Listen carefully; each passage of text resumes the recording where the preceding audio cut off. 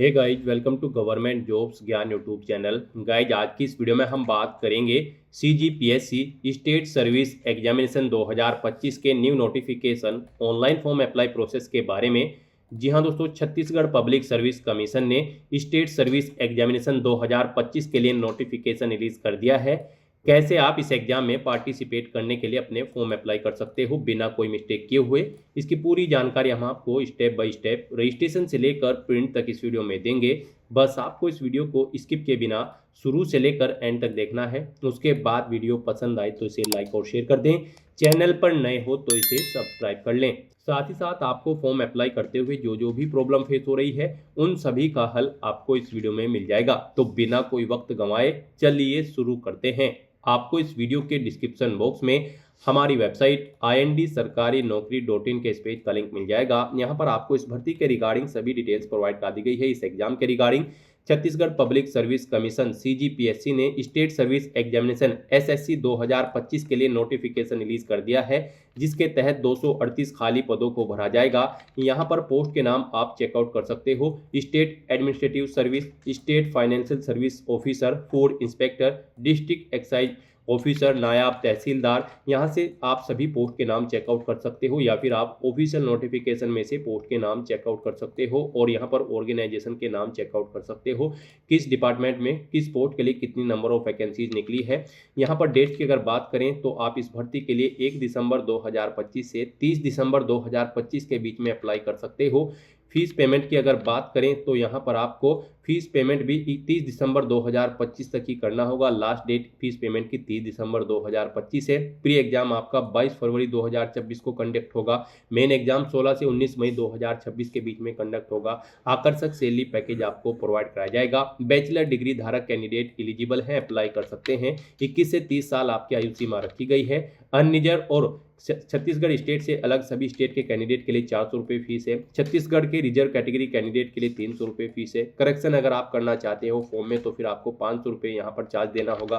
ये फीस का अमाउंट आप ऑनलाइन मोड से जमा करा सकते हो। सिलेक्शन आपका प्री एग्जाम और मेन एग्जाम के आधार पर होगा। आप ऑल इंडिया से ऑनलाइन मोड में अप्लाई कर सकते हो। उसके लिए आपको इस पेज को नीचे स्क्रॉल डाउन करते हुए इंपॉर्टेंट लिंक सेक्शन में आना है। ऑफिशियल नोटिफिकेशन पीडीएफ लिंक पर क्लिक करके इस भर्ती के नोटिफिकेशन को ओपन कर लेना है और इसमें से आपको पूरी डिटेल रीड कर लेनी है। यहाँ पर आपको सभी डिटेल्स प्रोवाइड कर दी गई है, जैसे कि क्या पोस्ट का नाम है, कितनी उसके लिए नंबर ऑफ वैकेंसीज है, किस डिपार्टमेंट में कितनी वैकेंसीज है, किस कैटेगरी के लिए कितनी वैकेंसीज है, कैसे आप अप्लाई कर सकते हो, कब से कब तक आप अप्लाई कर सकते हो, क्या आपका एलिजिबिलिटी क्राइटेरिया होना चाहिए। पूरी जानकारी आपको इस नोटिफिकेशन में दे दी गई है। आप सभी डिटेल्स यहाँ से रीड आउट करें, उसके बाद अपने फॉर्म अप्लाई कर लें। फॉर्म अप्लाई करने के लिए भी आपको हमारी वेबसाइट के इसी पेज पर ही अप्लाई ऑनलाइन का लिंक दिया गया है। जैसे ही आप इस लिंक पर क्लिक करेंगे आपके सामने छत्तीसगढ़ लोक सेवा आयोग का ये पोर्टल ओपन होगा। गाइस, यहाँ पर अगर आपने पहले से रजिस्ट्रेशन कर रखा है तो आपको अपनी ईमेल आईडी एंटर करनी है, अपना पासवर्ड आपको एंटर करना है, I am not a robot के इस चेकबॉक्स को ओके करना है और फिर आपको यहाँ पर लॉगिन के स्टेप पर क्लिक करते हुए लॉगिन करके अपना फॉर्म अप्लाई कर लेना है। और अगर आप यहाँ पर इस पोर्टल के थ्रू किसी भी भर्ती के लिए फर्स्ट टाइम अप्लाई करने जा रहे हो तो सबसे पहले यहाँ पर आपको अपना रजिस्ट्रेशन करना होगा। उसके लिए आपको यहाँ पर रजिस्टर का ये लिंक दिया गया है, आप इस पर क्लिक करें, आपके सामने रजिस्ट्रेशन का फॉर्म ओपन हो जाएगा। यहाँ पर आपको अपनी बेसिक इन्फॉर्मेशन प्रोवाइड करते हुए रजिस्ट्रेशन करना है। सबसे पहले यहाँ पर आपको अपना नाम एंटर करना है, फिर अपना नाम आपको एक बार फिर से एंटर करके उसे वेरीफाई कर लेना है। ये डिटेल आपको अपनी 10वीं की मार्कशीट के अकॉर्डिंग यहाँ पर एंटर करनी है। फिर यहाँ पर आपसे पूछा गया है कि क्या आपने कभी अपना नाम या फिर सरनेम चेंज किया है, अगर किया है तो आप यस करेंगे और फिर अपना चेंज नेम यहाँ पर आप देंगे। नहीं किया है तो यहाँ पर आप नो ऑप्शन सेलेक्ट कर लेंगे। फिर उसके बाद आपको अपना मोबाइल नंबर यहाँ पर एंटर करना है। कोई अल्टरनेट मोबाइल नंबर है तो वो आप एंटर कर सकते हैं, नहीं है तो इस कॉलम को आप खाली छोड़ सकते हैं। अपनी ईमेल आईडी एंटर करें, कोई अल्टरनेट ईमेल आईडी है तो वो एंटर कर दें, नहीं है तो इस कॉलम को खाली छोड़ दें।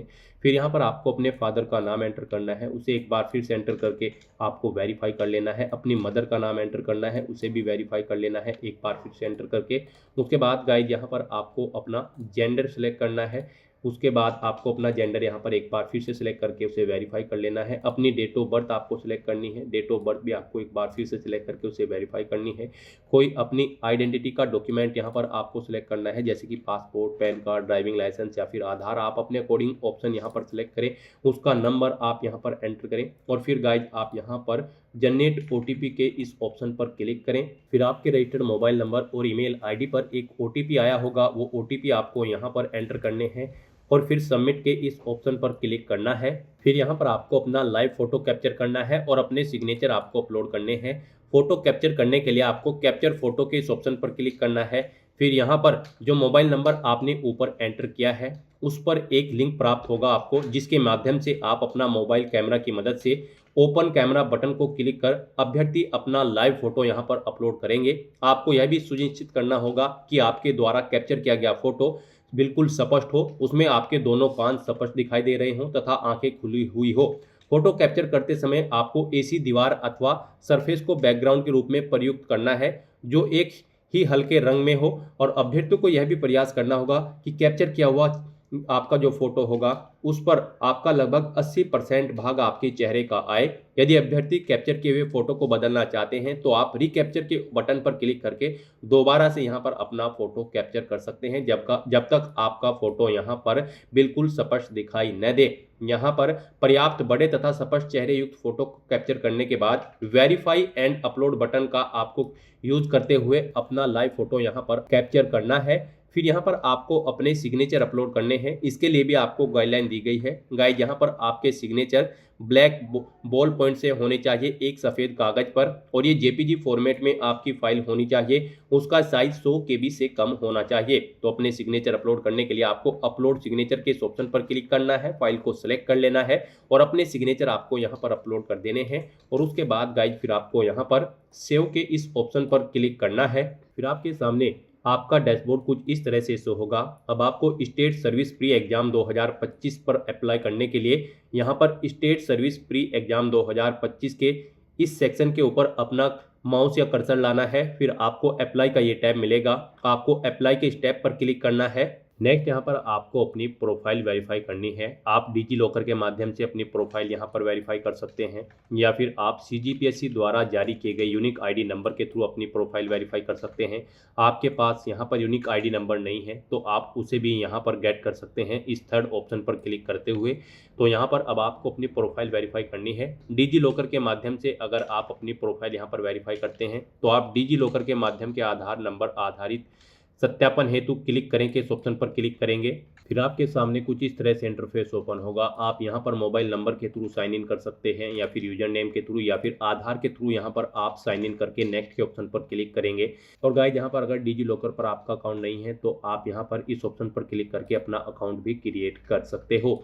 तो यहाँ पर आपको अब मोबाइल या फिर यूजर नेम या फिर आधार का ऑप्शन सेलेक्ट करते हुए अपनी डिटेल प्रोवाइड करते हुए नेक्स्ट के ऑप्शन पर क्लिक करना है और अपने अकाउंट में लॉगिन करना है। फिर आपके सामने कुछ इस तरह से इंटरफेस होगा। आपको इन तीनों चेकबॉक्सेस को ओके करना है। उसके बाद आपको गाइड यहाँ पर अपना पर्पज सेलेक्ट करना है जिसके लिए यहाँ पर आप इसे यूज कर रहे हैं, और उसके बाद फिर आपको अलाउ के इस ऑप्शन पर क्लिक करना है।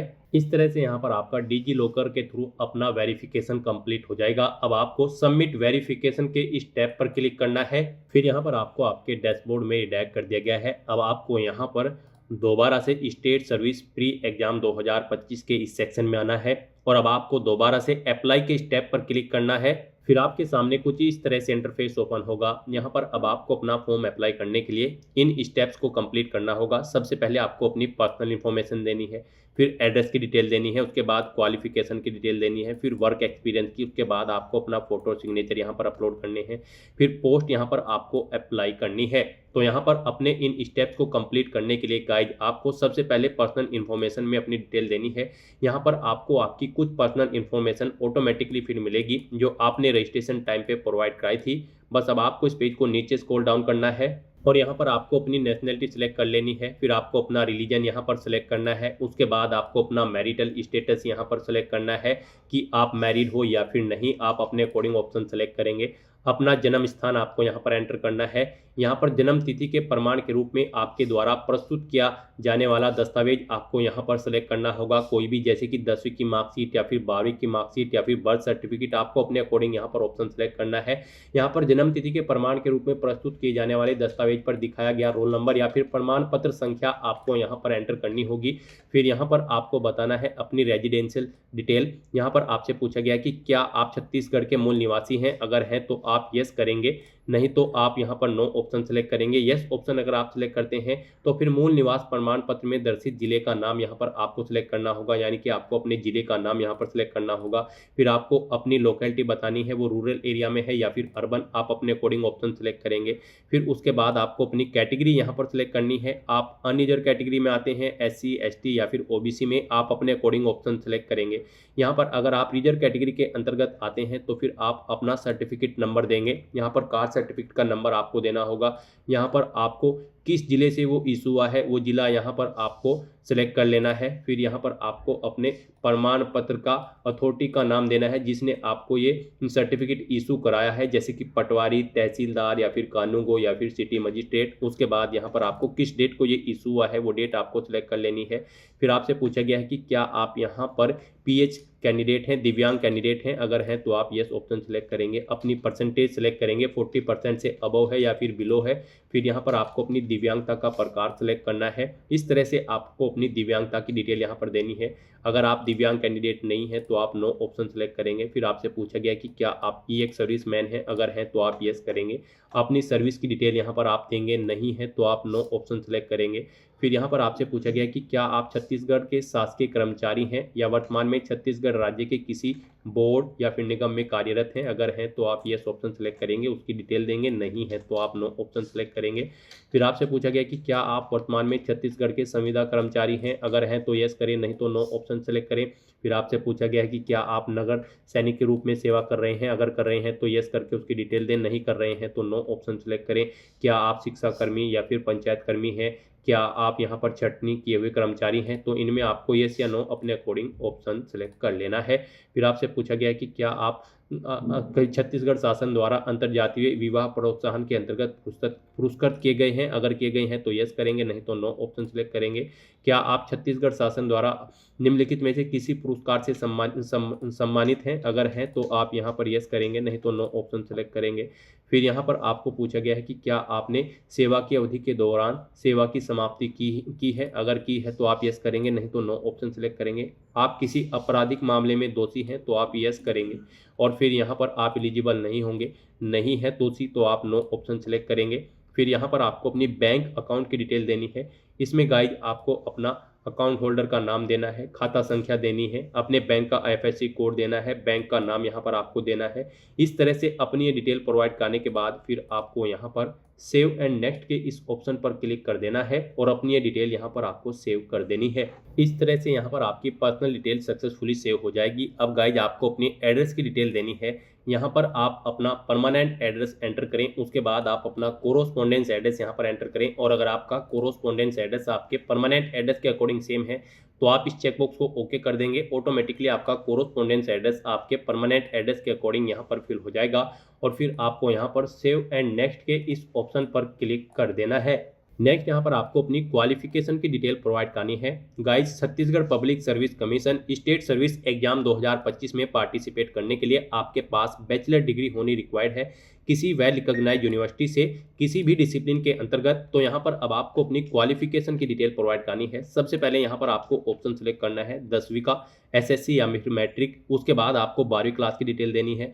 फिर अगर आपने डिप्लोमा कर रखा है या फिर ग्रेजुएशन कर रखी है या फिर लॉ कर रखी है या फिर PG डिप्लोमा या फिर कोई अन्य क्वालिफिकेशन कर रखी है तो यहाँ पर आपको अपनी हायर क्वालिफिकेशन तक की डिटेल ऐड कर देनी है। तो सबसे पहले यहाँ पर आपको अपनी 10वीं क्लास की डिटेल देनी है। आप SSC ऑप्शन सेलेक्ट करेंगे। कोर्स का नेम यहाँ पर आप देंगे 10th यानी कि 10वीं। फिर आपको बोर्ड या यूनिवर्सिटी का नाम देना है जिससे आपने अपनी 10वीं क्लास पास आउट की है। इंस्टीट्यूट या फिर स्कूल का नाम देना है। उसके बाद आपको पासिंग ईयर यहाँ पर सेलेक्ट करना है, कब आपने पास आउट की है अपनी 10वीं क्लास। फिर यहाँ पर आपको अपना परिणाम बताना है, आप पास आउट हो। फिर यहाँ पर आपको बताना है आपका रिजल्ट जो था वो यहाँ पर मार्क्स में था या फिर ग्रेड में या फिर अदर। आप अपने अकॉर्डिंग ऑप्शन सेलेक्ट करेंगे। मार्क्स में अगर था तो यहाँ पर आपको बताना है टोटल कितने मार्क्स थे, उनमें से आपने कितने ऑब्टेन किए हैं वो आपको एंटर करने हैं।